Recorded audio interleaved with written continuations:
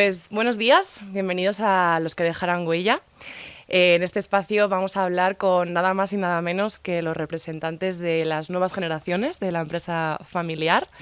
Y vamos a hablar de la continuidad del proyecto familiar. Conoceremos las historias de nuestros invitados, conoceremos sus aprendizajes, sus éxitos y sobre todo pues, su visión de futuro. Y nuestra primera invitada está aquí ya conmigo. Ella es Patricia Riveras. Buenos días, bienvenida. Buenos días, María. Bienvenida a Los que dejarán huella, al primero de estos episodios, de esta serie de entrevistas. Y bueno, yo estoy segura de que tu apellido no es nuevo ni desconocido para muchas de las personas que nos estén escuchando. Pero bueno, te voy a presentar un poquito. Eres directora de Excelencia Operativa de Gestamp,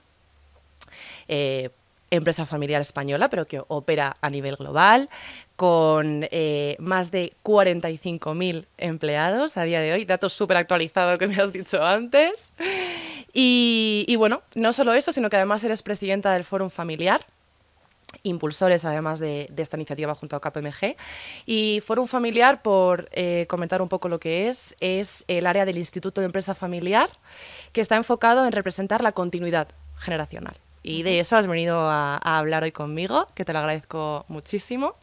Y bueno, aunque profundizaremos un poquito más a lo largo de la entrevista en tu currículum, que es impresionante, yo quería aprovechar este espacio, que estamos aquí en Petit Comité y en confianza, para conocerte un poco más a ti, para conocer quién hay detrás de ese apellido, quién hay detrás de la profesional que eres, ¿vale? Y de hecho, tú también utilizas un poco el altavoz que tienes en redes sociales, haces alguna publicación un poco... Poca, pero sí. Pero yo las he encontrado. Un poco más personales, un poco dejando ver un poco ese lado quizá más íntimo, más reflexivo. Y yo me he atrevido a extraer una frasecita que te voy a leer de una publicación que hiciste hace más o menos un año, noviembre de 2023, y voy a leer textualmente. Trabajar en tu empresa familiar es saltar al ruedo con miles de ojos puestos en ti. Es saber que tendrás que esforzarte cada segundo y dar lo mejor de ti, y aún así habrá personas que piensen que te lo han regalado todo. Duras declaraciones. Sí. Suena más contundente. Así. Eso te iba a preguntar. ¿Cómo lo escribiste? ¿Qué sentías o qué pensabas? ¿Sigues pensando lo mismo? Cuéntame un poco. Pues creo recordar que era pues la reflexión que hice al cumplir 5 años dentro de mi empresa familiar. Sigo pensando lo mismo. Al final, cuando entras en tu empresa familiar, tienes que entender, sobre todo si es una empresa grande, pero en las empresas pequeñas también, aquí el tamaño no importa, y tienes que entender que la gente va a estar mirándote y va a estar comparándote con los líderes del pasado, con los líderes actuales, pues por curiosidad, ni siquiera juzgándote, ¿no? Pero por curiosidad te van a estar comparando. Con lo cual tienes que estar muy seguro de la decisión de entrar en la empresa familiar. Yo siempre digo que cuando entras en la empresa familiar y eres parte de la familia, tienes que entrar para el largo plazo. No puedes entrar, probar un poquito, luego salir, luego volver a entrar. Al final es un compromiso vital con la empresa y con las personas que trabajan ahí. Con lo cual tienes que estar muy convencido al pasar por esa puerta. Y yo creo que al principio pues tener toda esa atención, que puede ser más o menos evidente, al principio te obliga a tener una especie como de fachada, ¿no? Sobre todo si eres una persona joven, igual no tienes tanta confianza en ti mismo, pues los primeros momentos intentas parecer, ¿no? que sabes lo que haces. Un poco así comúnmente dicho, el fake it till you make it. Justo. Pero tienes ese síndrome del impostor también siempre presente, ¿no? Y si... También vosotros lo tenéis, ¿no? Sí, nosotros y todo el mundo. Pero bueno, sabes que te está mirando la gente y tienes que tirar para adelante. Al final es por el bien de una cosa que está por encima de uno mismo. Me gusta que me digas un poco soy consciente de que ahora mismo pues tienes más que claro qué significa la empresa en la que trabajas y en la que te has criado también, porque estoy segura de que has estado en las conversaciones en tu infancia, has crecido un poco dentro de esa dinámica y de ese entorno. Pero cuando dices que es un compromiso que tomas de por vida, ¿hay algún momento concreto en el que tú te das cuenta de lo que significa estar dentro de tu familia, que es una familia de empresarios, que tú eres candidata a también prolongar ese legado y demás? ¿Hay algún momento en el que se produce un cambio o una toma de conciencia o no sé? ¿O es una cosa más orgánica? Yo creo que es algo gradual. Al final, en todas las empresas familiares y en todas las familias empresarias, familia y empresa se mezclan. Entonces, pues en todas las reuniones familiares, al final acabas hablando de algo relacionado con la empresa. Yo la verdad que tuve la suerte que mis padres me aislaron mucho de la empresa, del apellido per se, y nos centramos mucho en lo que era la familia. Yo no recuerdo ser consciente de la empresa hasta bastante tarde. Diría yo que igual hasta los 13, 14 años más o menos, igual no era muy consciente. Era consciente de que compartía mi tiempo con mi padre con otro ente, ¿no? que era su trabajo, pero como al que le preguntas, ¿qué hace tu padre? ¿No? Cuando le preguntan en el colegio, yo creo que igual no hubiera podido dar una respuesta correcta a esa pregunta hasta bastante adelante. Sí que era muy consciente de la empresa que fundó mi abuelo. Gestamp al final surgió del corazón de esa otra empresa y ahí sí que habían hecho mucho hincapié en contarnos la historia de superación de mi abuelo. Se publicó un libro, Francisco Riveras contra su destino. Entonces, de esa parte de mi abuelo sí que era consciente, pero lo veía como qué suerte de abuelo y padrino tengo. No. Y también, supongo que también como historia de tu familia, ¿no? Que al final, Claro. pues como cualquiera le cuentan de pequeño. Claro.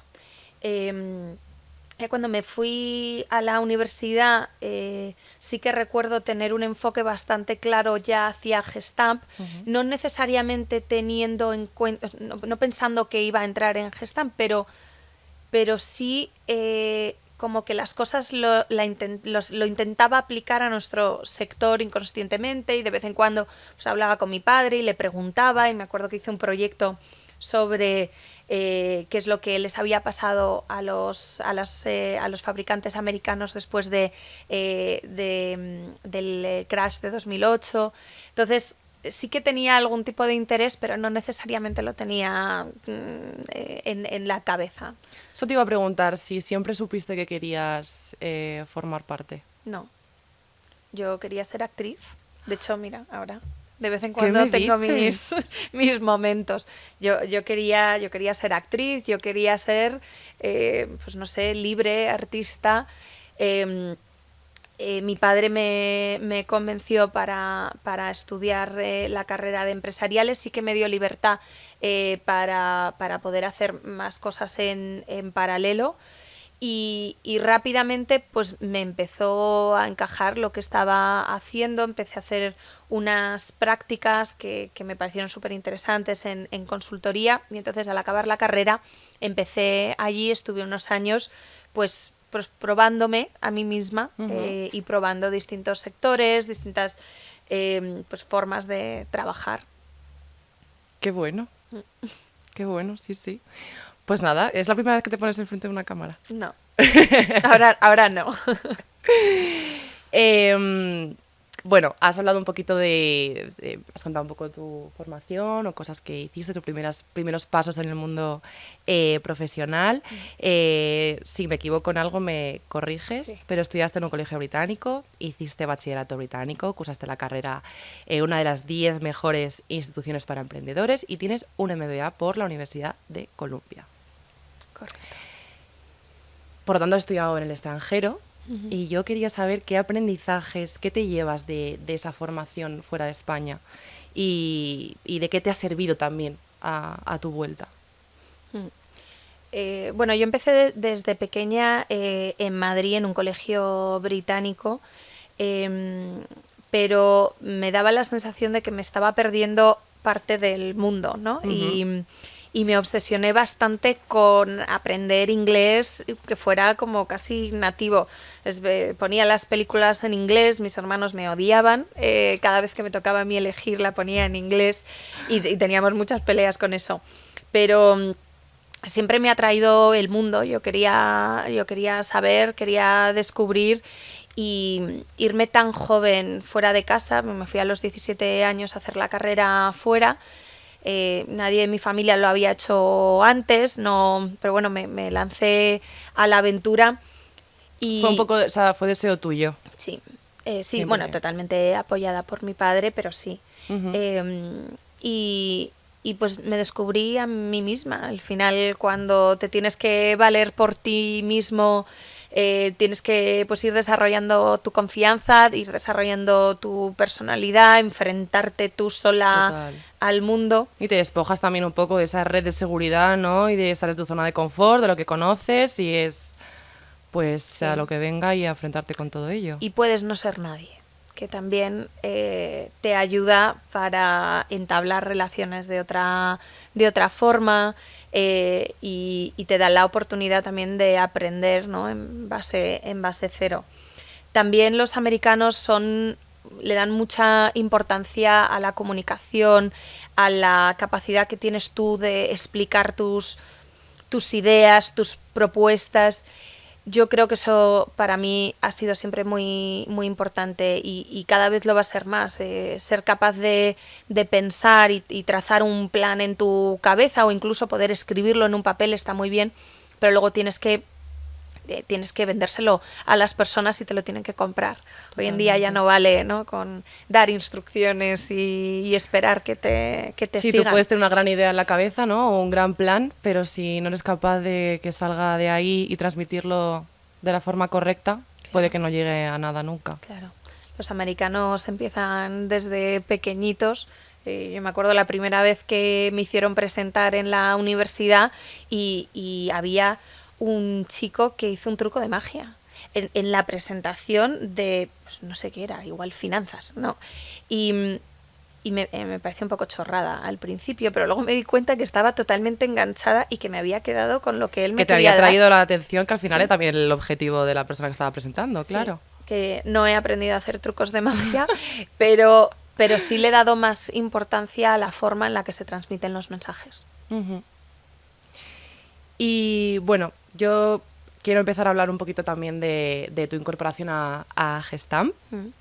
Desde que entraste has liderado varios proyectos, aunque bueno, has ido escalando y haciendo cada vez más cosas y adquiriendo mayor responsabilidad.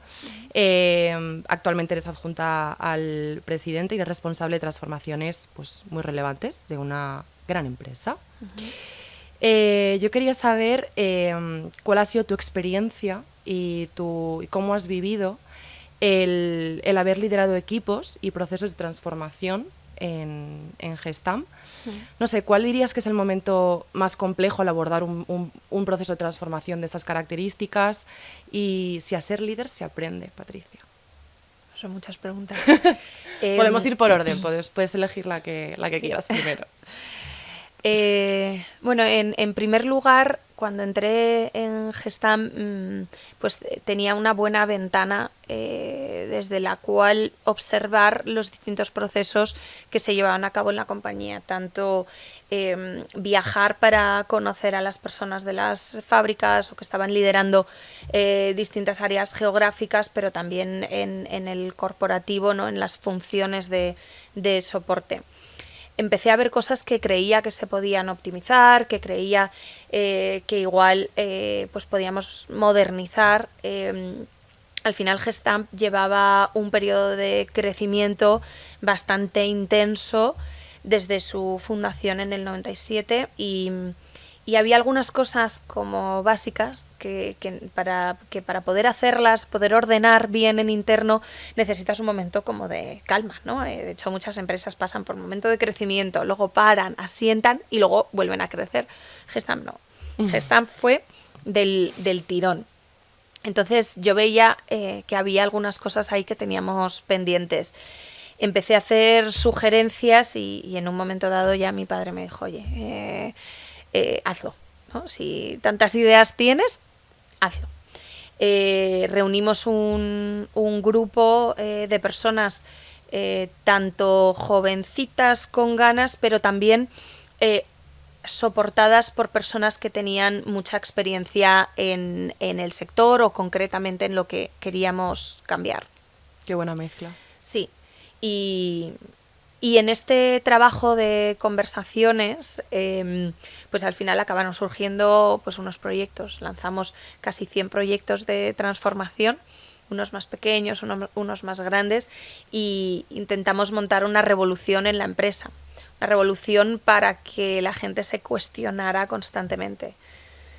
Evidentemente, al final, cuando transformas una organización, lo que estás es convenciendo a personas para hacer las cosas de forma distinta. Y para que también crean en eso, ¿no? En eso mismo que tú estás creyendo, en esa visión, claro, que se suban al barco también contigo. Claro. Y entonces, pues hay personas que enganchas desde el primer momento con la visión y la motivación la tienen desde el momento. Por todas. Claro. Y hay personas que cuesta un poco más. Y bueno, pues hemos tenido momentos fáciles, momentos un poquito más complicados, pero echando la vista atrás me di cuenta de que igual por ser una empresa familiar, tener un liderazgo muy claro, esas personas también habían crecido con Gestamp, habían sufrido una cantidad de cambios ya simplemente por el ritmo de crecimiento de la compañía, que eran bastante más flexibles de lo que yo inicialmente habría asumido, ¿no? Entonces, se enganchó la gente rápido, potenciamos una revolución interna con el proyecto Atenea, en un momento en el que teníamos a más de 800 personas colaborando en el proyecto y la verdad que estoy súper orgullosa del equipo, de cómo reaccionaron y de los grandes proyectos que han sabido poner encima de la mesa. Qué bonito, ¿no? Porque o sea, al final creo que cambiar las cosas, siempre lo que tú dices, pues hay personas que están, bueno, que pueden tener alguna reticencia a cambiar las cosas, otras que se suben rápido al cambio, pero qué importante es creer también en lo que estás haciendo, ¿no? Yo creo que eso es que eso se contagia también, ¿no? Y ese liderazgo del que tú hablas creo que es muy importante para que también las personas que te van a acompañar en ese viaje crean igual que tú y empujen igual que tú. Sí, es verdad que, y me preguntabas cuál es la parte más complicada, ¿no?, de un proceso de transformación. El primer momento, el convencer a la gente para sumarse, es complicado, pero no me ha parecido lo más complicado. Es mantener el ritmo de transformación. Al final puedes conseguir que la gente te siga en ese Big Bang un poco del cambio, pero luego mantener ese ritmo con personas que están trabajando pues por encima de su nivel habitual, ¿no? Eso es lo que más complicado nos ha parecido.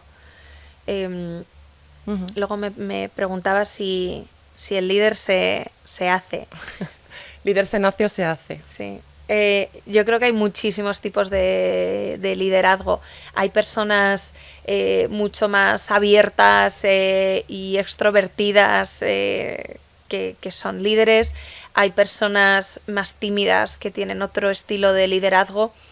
Yo creo que naces como naces y a partir de ahí tienes que utilizar tus dotes para conseguir pues ser ese líder. Se puede ser líder de opinión escribiendo, se puede ser líder de opinión comunicando o cantando o lo que sea, ¿no? Entonces yo creo que sí que se puede hacer un liderazgo y para eso creo que también hay que ser bastante consciente de uno mismo. Justo te iba a decir. Y escuchar mucho alrededor. Conocerte, ¿no? Conocerte también mucho, saber cuáles son tus puntos fuertes, qué puedes explotar. Y también lo que decías de saber leer también a las personas con las que trabajas, ¿no? Y también quizás sacarles un poco, y no todo el mundo necesita lo mismo, no todo el mundo trabaja o explota sus cualidades bajo la misma cantidad de presión, o creo que también la gestión y el relacionarte con las personas con las que tienes que estar día a día es una labor que forma parte de ser líder, y creo que eso también se aprende un poco con el tiempo, ¿no? Tú, ¿qué has aprendido de este tiempo trabajando con personas, me comentas, de diferentes perfiles, diferentes edades incluso, diferentes motivaciones? ¿Qué te llevas un poco de todo este trayecto que llevas? Hay gente que es empática por naturaleza y tienen ese don de gentes de siempre acordarse de lo que me dijo hace o felicitar cumpleaños, santos. Es un don absoluto. Yo ese don no lo tengo. Pero me esfuerzo, lo intento porque entiendo lo importante que es para que una persona se sienta cuidada, ¿no? No puedes convertirte en esa persona, ¿no? Pero sí que puedes trabajar para no ir como vamos todos, ¿no? Totalmente locos en el día a día con la velocidad a la que van todas las cosas y olvidarte de los momentos con las personas. Entonces, tener la posibilidad de calmarte,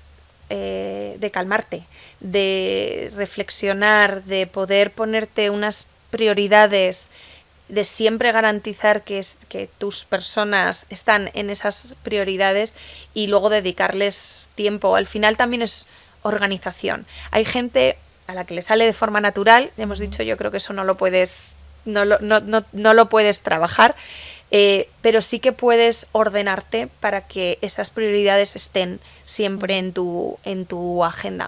Al final, cuando te sientas con una persona y antes de empezar a tratar el tema les preguntas ¿cómo estás? A veces te dicen bien, y ya está, ¿no? Pero otras veces se abren. Total. Y que no todos los días son iguales para todo el mundo. Hay días mejores en los que te apetece contar cómo estás, otros días en los que no tanto, pero sí que yo estoy muy de acuerdo contigo en que también un poco sentirse visto, ¿no? Y que sentirte reconocido, y que además de una persona que está trabajando X horas y que está sacando X proyectos, pues oye, todos tenemos una vida, unas necesidades, unas preocupaciones también, y bueno, que eso también de vez en cuando se pueda... Y que dedicarle 5 minutos Exacto. a esa parte más personal en una reunión de 1 hora seguramente te haga la reunión más productiva, no lo contrario, no le estás quitando 5 minutos, seguramente estás consiguiendo que los otros 55 sean muchísimo más eficientes. Total. Sí.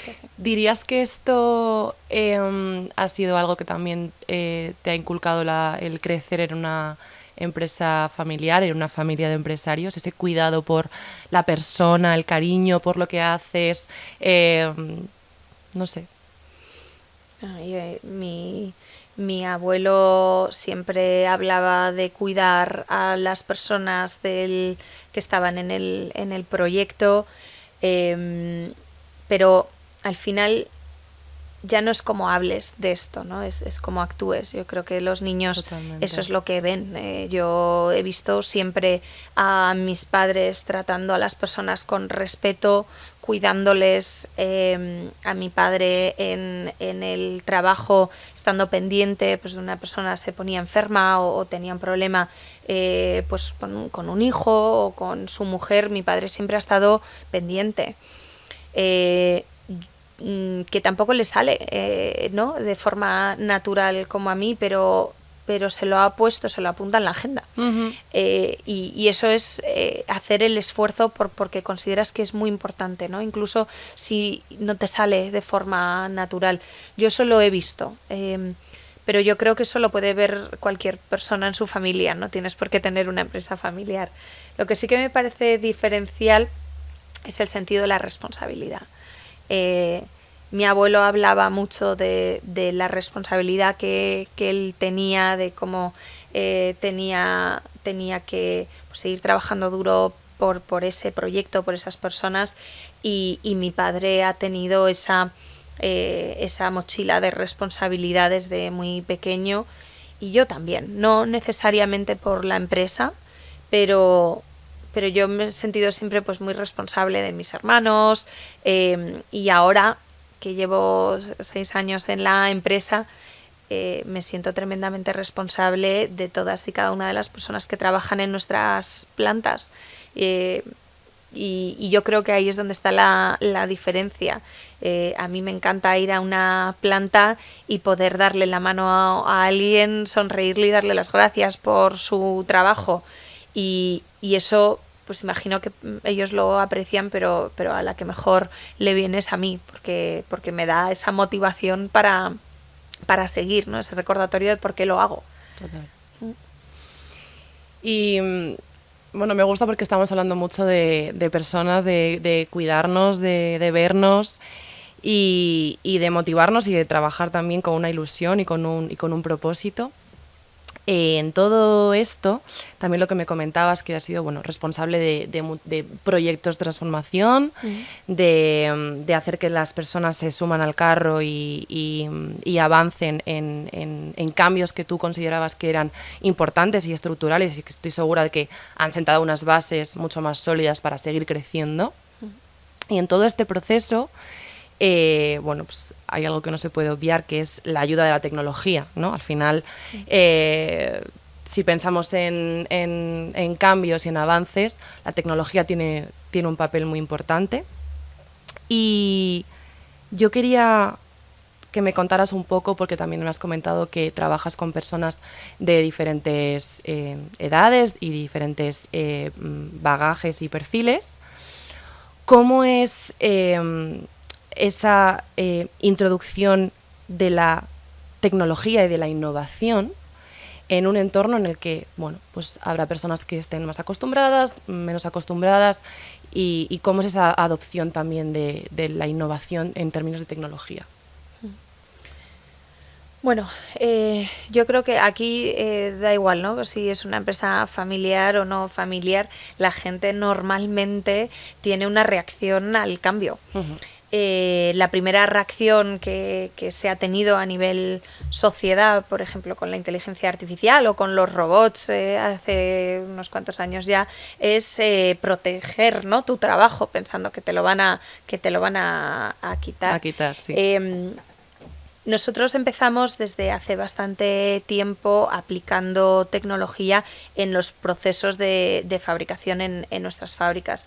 Ahí hemos aprendido mucho, pero sobre todo hemos aprendido de la simbiosis de la gente joven con conocimiento tecnológico, con conocimiento de las posibilidades que te ofrece la tecnología, escuchando mucho a aquellas personas que son expertos en lo que hacen, en ese proceso de manufactura que llevan haciendo toda la vida y que son capaces de decirte, yo creo que a esta máquina le pasa, y acertar, ¿no? Uh-huh.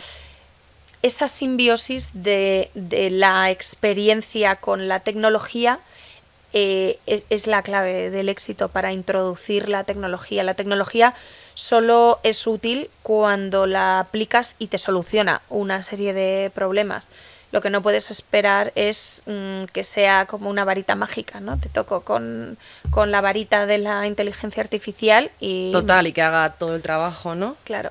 Al final, la tecnología hay que adaptarla a las empresas, tanto a los procesos de fabricación en nuestro caso, también como a los procesos de soporte, buscando la eficiencia, buscando la capacidad de generar mejores datos. Y si no eres capaz de generar valor rápidamente, es muy difícil que convenzcas a la gente. Uh-huh.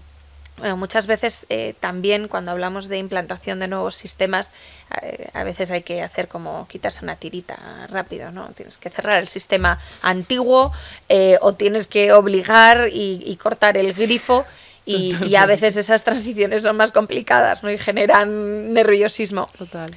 Pero Si al final hasta que no te ves ya en la boca del lobo, por así decirlo, ¿no? después ya, Es como ya ya nos no hay toca. opción, no me lo puedo plantear, hay que meterse aquí. Claro.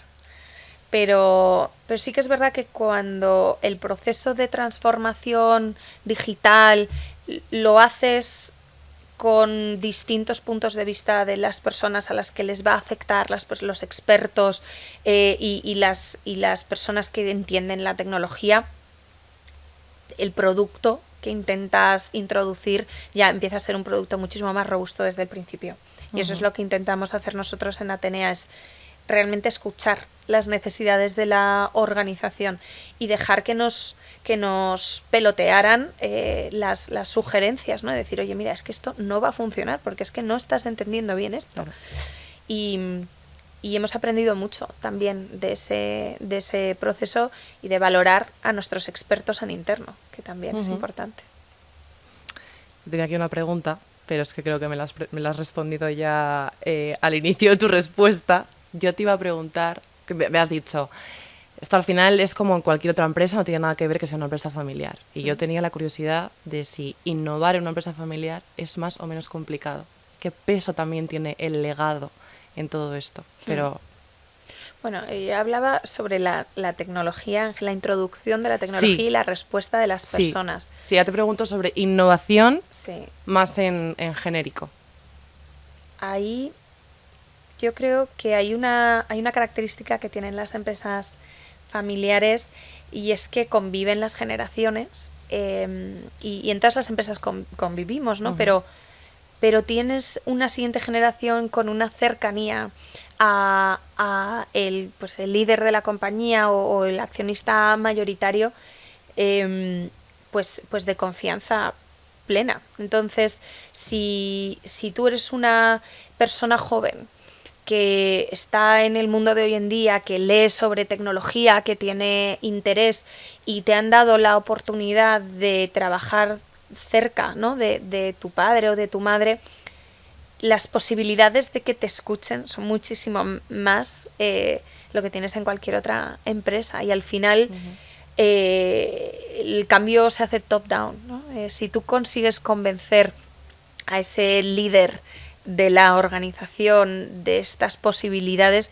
es mucho más probable que el cambio suceda si la primera persona está convencida. Con lo cual, que los jóvenes tengan mayor influencia en las empresas familiares me parece un punto a favor en torno a la innovación. Me gusta que me hables de nuevas generaciones, porque además este proyecto es precisamente eso, ¿no? Hablar un poco de vuestro papel, de vuestra influencia, de lo importante que es también traer esa mirada pues más innovadora, más fresca, más actual, con ganas de cambiar las cosas, sobre todo en un momento pues como el que estamos ahora, que yo creo que nadie tiene ninguna duda de que quizá hacer las cosas como se han hecho siempre tiene un poco la fecha de caducidad muy marcada. Y yo te quería hablar un poco ahora sobre esas personas jóvenes que tú me dices, claro, yo sé que tú hablas de tu experiencia personal y esa oportunidad que tú has tenido de trasladar tu visión, de trasladar cómo veías las cosas y hacia dónde querías ir, te ha sido mucho más fácil, te han dado esa oportunidad, ¿no? ¿Cómo estáis en Gestamp fomentando que eso también sea una realidad para las generaciones más jóvenes que trabajan en la empresa? Hablamos de formación, hablamos de oportunidades, al final... Bueno, al final nosotros tenemos programas de formación para las personas que entran nuevas en el grupo. Yo creo que que esto es más evidente cuando vas a una fábrica, ¿no? Normalmente cuando entras en una fábrica se te asigna un mentor. Y puede ser una nueva generación con ideas, ¿no? que entiendan la tecnología o la conexión con la tecnología la tenga mucho más natural, que empiece a influenciar a ese mentor, ¿no? Que se supone que está ahí para ayudarte a ti, pero se genera ese trabajo conjunto. Yo creo que las nuevas generaciones tienen que tener campo para aportar. Si hoy en día, con pues, la sensación de que todo es más fácil, ¿no? Para todo el mundo, ¿no? Pues con la tecnología, con el acceso a la información, aunque luego haya otras dificultades, pero da la sensación de que la cultura del esfuerzo, o eso dicen, ¿no? Que la cultura del esfuerzo Eso de la dicen, gente joven sí. Ya no existe, ¿no? Y el acostumbrarse a la inmediatez y demás. ¿Cómo lo ves tú? Si una persona joven que ha nacido en un mundo de inmediatez, de redes sociales, es paciente, esa persona es excepcional.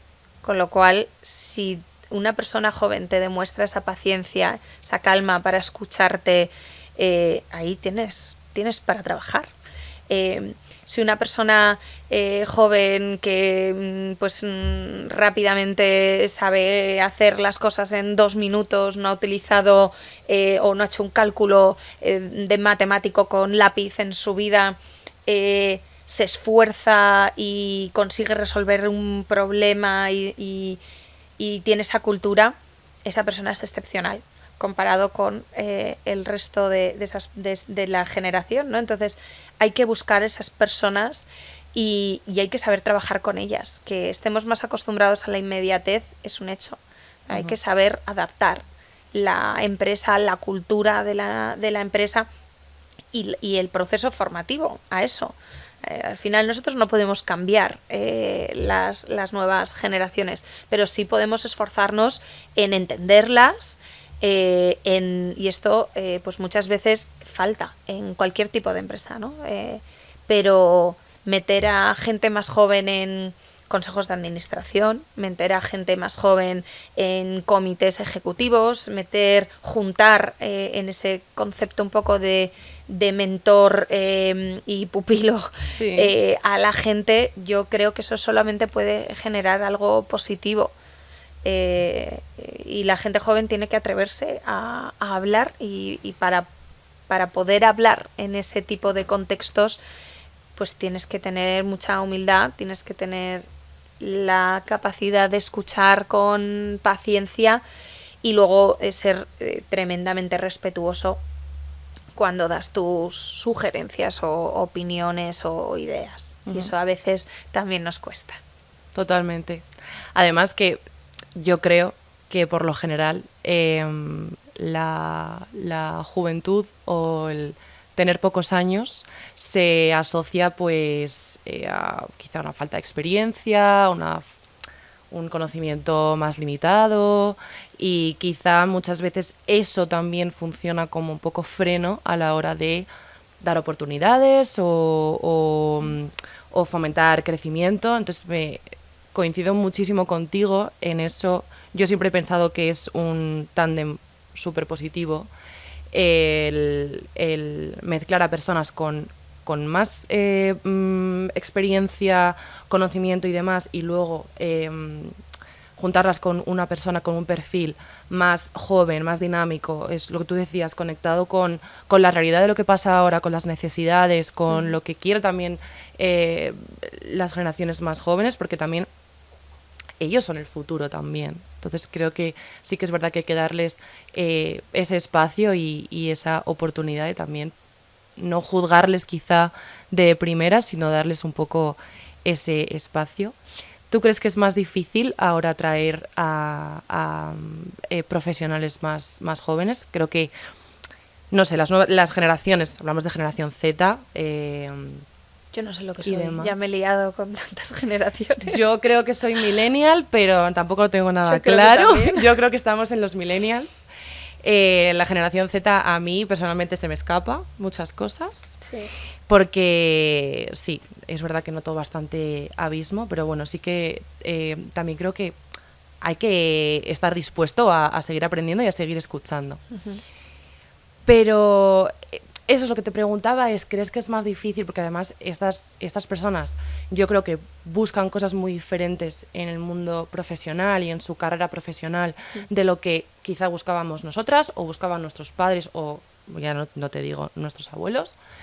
¿Crees que es más difícil atraer a estas personas para trabajar con vosotros o en general, en el mundo profesional?